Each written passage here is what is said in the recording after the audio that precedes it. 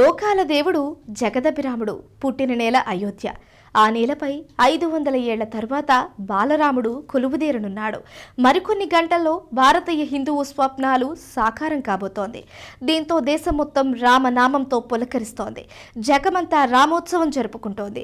అయోధ్యలో ఆవిష్కృతమయ్యే అపురూప ఘట్టానికి జాతీయ, అంతర్జాతీయ ప్రముఖులు అయోధ్య రామ మందిర ప్రాణ ప్రతిష్ఠా ఉత్సవానికి తరలివస్తున్నారు.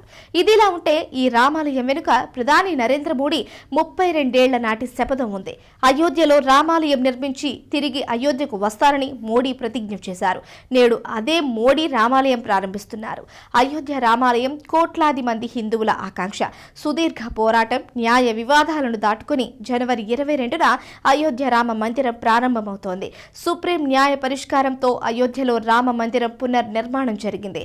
ఈ సంకల్పం వెనుక అనేక ఆసక్తికర విషయాలు ఉన్నాయి. ప్రధాని నరేంద్ర మోడీ అయోధ్య రామాలయ నిర్మాణం ఒక సంకల్పంగా పెట్టుకున్నారు.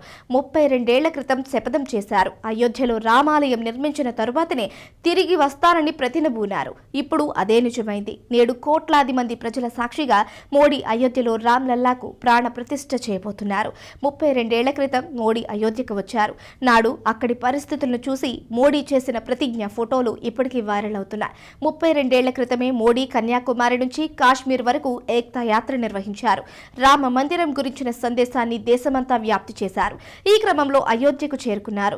రామ జన్మభూమి ప్రాంతంలో పర్యటనకు ప్రయత్నించారు. కానీ అక్కడున్న పరిస్థితులపై స్పందించాడు. జై శ్రీరామ్ నినాదాల మధ్య ప్రతిజ్ఞ చేశారు.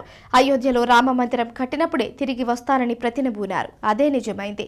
సుప్రీంకోర్టు తీర్పు అనుకూలంగా రావడంతో రామాలయ నిర్మాణానికి ప్రధాని హోదాలో మోడీనే 2022 ఆగస్టు 5న భూమి పూజ చేశారు. శరవేగంగా రామాలయ నిర్మాణం పూర్తి చేసిన మోడీ భవ్య రామ మందిరంలో బాలరాముడిని ప్రతిష్ఠించబోతున్నారు. ఈ మేరకు అయోధ్యలో ఏర్పాట్లు చేశారు. అతిథులు, సాధువులు ఇప్పటికే అయోధ్యకు చేరుకున్నారు. యావత్ ప్రపంచం చూపు ఇప్పుడు అయోధ్య వైపే ఉంది. ఇదిలా ఉండగా అయోధ్యలో బాలరాముడి ప్రాణ ప్రతిష్ఠ కోసం మోడీ అనుష్ఠానం చేస్తున్నారు. రాముడితో అనుబంధం ఉన్న రామాలయాలను సందర్శిస్తున్నారు. మరోవైపు దేశం నలుమూలల నుంచి విలువైన వస్తువులు అయోధ్యకు చేరుకుంటున్నాయి. గుజరాత్, ఒడిశా, జమ్మూ కాశ్మీర్ నుంచి దీపాలు, ధూపం, బత్తిలు అయోధ్యకు చేరుకున్నాయి.